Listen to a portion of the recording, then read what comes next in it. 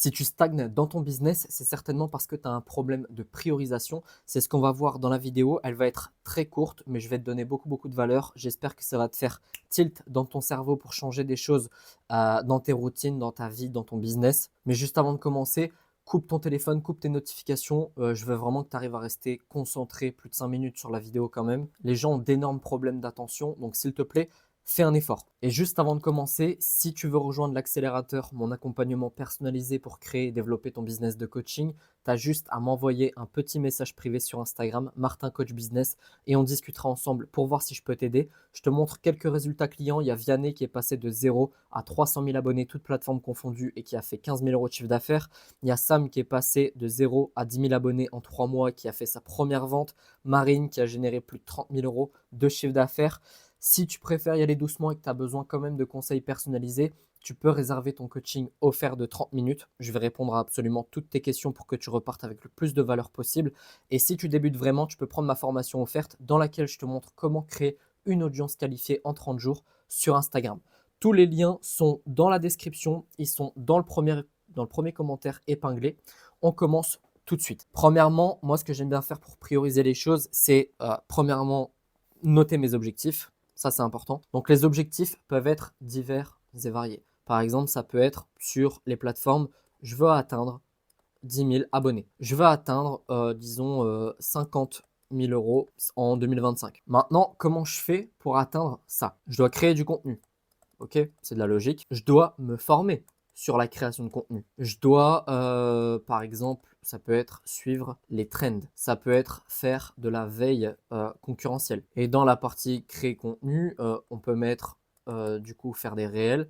Donc pour faire des réels, il faut faire des tournages. On peut aussi faire des carousels. Mais pour faire des carousels, c'est pareil. Qu'est-ce qu'il faut? Il faut des photos. En général, quand tu es en personal branding, tu prends des photos de toi. Maintenant, pour ce qui est du chiffre d'affaires, il va falloir avoir déjà une offre high ticket. Donc, une offre high ticket, c'est une offre à plus de 1000 euros. Il va falloir prospecter pour pouvoir avoir des prospects en appel. Ok, donc là, je vais mettre appel qui vont déboucher sur normalement des ventes. Ok, mais maintenant, pour pouvoir faire ça, ok, il faut déjà avoir une audience. D'accord? Donc, la première étape, c'est celle-là. Hop, je vais mettre un petit 1 ici. 1. Ici, on pourrait croire que c'est la deuxième, mais non, parce qu'en fait, il ne suffit pas d'avoir tes 10 000 abonnés, il ne suffit pas d'avoir créé ton contenu, créé tes carousels, etc. Il faut fidéliser les gens. D'accord? Donc, pour avoir des clients, tu dois avoir des abonnés qui soient fidèles, qui ont confiance en toi. Donc, ça, c'est les trucs un petit peu en soum-soum. Donc, ici, je vais le marquer, hein.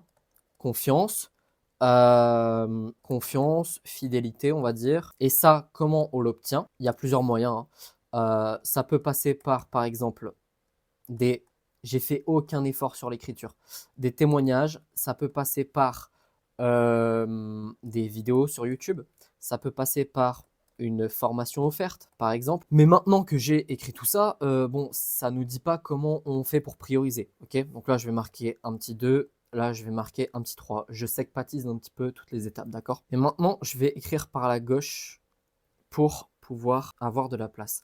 Donc ici, pour atteindre ces objectifs, pardon, le premier truc à faire, ça va être, je vais le noter simplement, hein, le contenu. Le deuxième, ça va être confiance. Et le troisième, ça va être la prospection.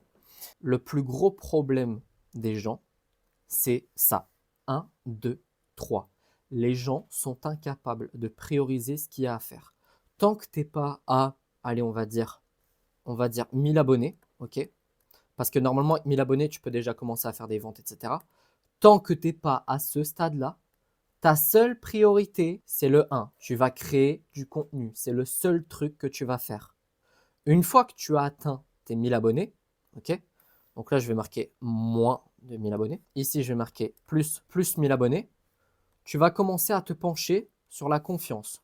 Donc là, tu pourras, par exemple, raconter, par exemple, hein, ton histoire. Ça ne sert à rien, je me répète, hein, mais ça ne sert à rien quand tu as 500 abonnés de raconter ta vie en story. Ça te prend du temps. Et en fait, il y a un principe simple, hein, dans le business et même dans la vie en général, c'est celui-là. Je vais même le mettre en rouge parce que c'est important. 20, 80. Donc ça, c'est les actions. 20% de tes actions te rapportent 80% des résultats. Si ton but, c'est d'avoir 1000 abonnés, est-ce que ça te sert à quelque chose de raconter ta vie en story? Est-ce que ça te sert à quelque chose de prospecter? Est-ce que ça te sert à quelque chose de mettre des tunnels de vente, de mettre des tunnels de vente en place qui sont hyper complexes, etc. Non, ok? Tu dois te focus sur les 20% d'actions. Et je sais, c'est chiant, mais les 20% d'actions, c'est le contenu. C'est tout ce que tu as à faire, ok?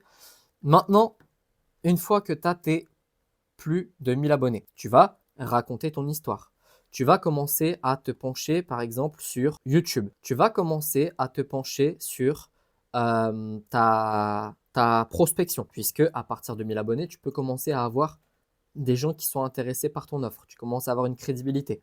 Et donc, en gros, tout ce qu'il y a autour, parce qu'il y a plein de gens qui me disent ouais, Martin, j'ai pas le temps, je suis vraiment débordé pour faire tout ça, blablabla, je comprends pas comment les gens y font alors qu'ils ont un travail à côté. Eh bien, c'est simple, ils vont prioriser.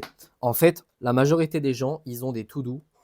Je vais faire un exemple de to-do. Ça, c'est la to-do des gens. Et je suis sûr que ta to-do, elle ressemble à ça aussi. Hop, et le truc qui s'arrête jamais, et le truc qui s'arrête jamais, et le truc qui s'arrête jamais. Et il y en a plein qui n'arrivent pas à finir même la moitié de leur to-do list. Or, une bonne to-do list, ça ressemble à ça. Ça, ça. OK? Et même dans l'idéal, par exemple, moi, ma to-do, elle ressemble à ça. Euh, donc là, j'ai ma routine en fait. J'ai ma routine. Donc ça va être par exemple, regarder mes stats. Ça va être faire mon mail. Ça va être faire ma story. Ça va être ma prospection. Ça, c'est les trucs. Si j'arrête, c'est la merde. OK? Mon business, il tourne plus. Donc encore une fois, c'est la priorité. Ensuite, j'ai ce que j'appelle mes tâches secondaires. Donc mes tâches secondaires, ça peut être par exemple créer une vidéo YouTube. Ça peut être améliorer en fait plein d'aspects de mon business. Donc je vais marquer un B.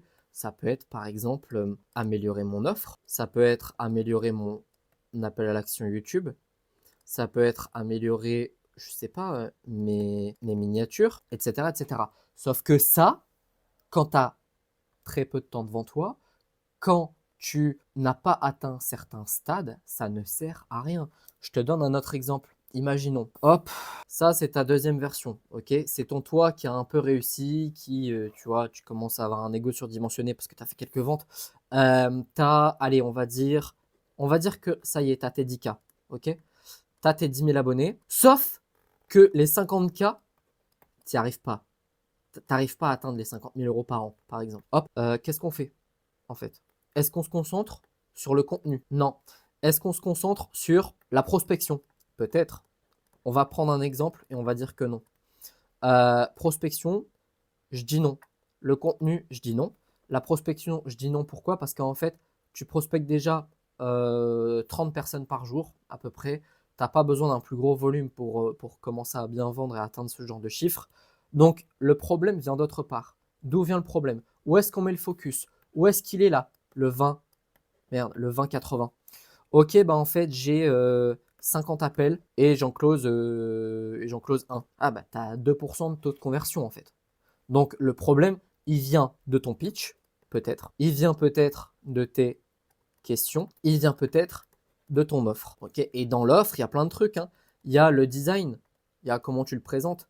C'est un petit peu relié au pitch, hein. Il y a, on va dire ici, ta prosodie, tu vois, ta façon de parler, ta façon de t'exprimer. Il y a le design, ici, il y a éventuellement la garantie, ok.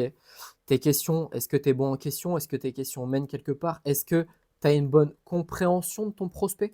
Et donc, en fait, tout ça pour dire que, et là, on va mettre première, ouais, j'ai la flemme de marquer première version, mais tu as capté. En fait, à chaque fois que tu as atteint un certain stade, et je ne sais pas dans quel stade tu es, ok, peut-être que tu es à zéro vente et que tu as identifié que c'était un problème par rapport à ton contenu parce que tu n'as pas un flux d'abonnés assez conséquent qui arrive pour te permettre de prospecter. Dans ce cas-là, tu vas te focus sur la création de contenu. Mais si c'est un autre problème et que tu as déjà une bonne base d'abonnés, que tu as déjà quelques appels de vente et que ça close pas, bah, le problème, c'est quand tu es en appel en fait. Le problème, c'est les appels. Si tu as des abonnés que tu prospectes, mais que tu n'as pas, je ne vais pas tout réécrire, mais que tu n'as pas d'appels qui sont déclenchés, c'est que c'est un problème de prospection. Ça veut dire que ta prospection, elle est naze, ok? Et c'est là-dessus que tu dois mettre ton focus. Donc, ça ne sert strictement à rien de te dire, ah tiens, je vais faire plus de vidéos YouTube parce que ma prospection est nulle. Il n'y a aucun intérêt à faire ça. Ah tiens, je close pas assez, donc je vais ramener plus de volume. Mais non, ça sert à rien. Il faut, ça c'est un truc hyper utile, hein, faut réussir à mettre son ego de côté un petit peu. C'est vraiment ah, j'ai écrit comme un bouffon. Tu vas devoir mais putain, je sais plus écrire ou quoi? C'est quoi ce bordel? Je suis peut-être en train de faire un AVC, hein, qui sait? Identifier le problème. Et une fois que tu as réussi à identifier le problème, qui est normalement ton 20% qui t'apporte 80% des résultats que tu souhaites obtenir, quel que soit le résultat que tu souhaites obtenir, plus de ventes, plus d'abonnés, plus de ceci. Tu identifies le problème et tu viens le résoudre. Ok? Et ça marche pour littéralement tout. J'en reviens par exemple à ma to-do list. Ma to-do list, est-ce que si j'ai pas fini ça, je commence à écrire une vidéo YouTube ou je commence à noter des idées ou je commence à faire ceci, cela? Non, tant que mes priorités ne sont pas faites, ne sont pas terminées, je ne travaille sur rien d'autre. Mais vraiment rien d'autre. Parce que sinon, tu vas totalement t'emmêler les pinceaux. Si tu commences à créer une offre alors que tu n'es pas à l'aise avec le contenu, tu n'as pas compris comment buzzer, comment ceci, comment cela, ça va être très compliqué pour toi. Sur ce, j'en ai fini. J'espère que cette vidéo t'a plu. Je te souhaite une excellente journée, une excellente soirée. Je te dis à bientôt. Ciao!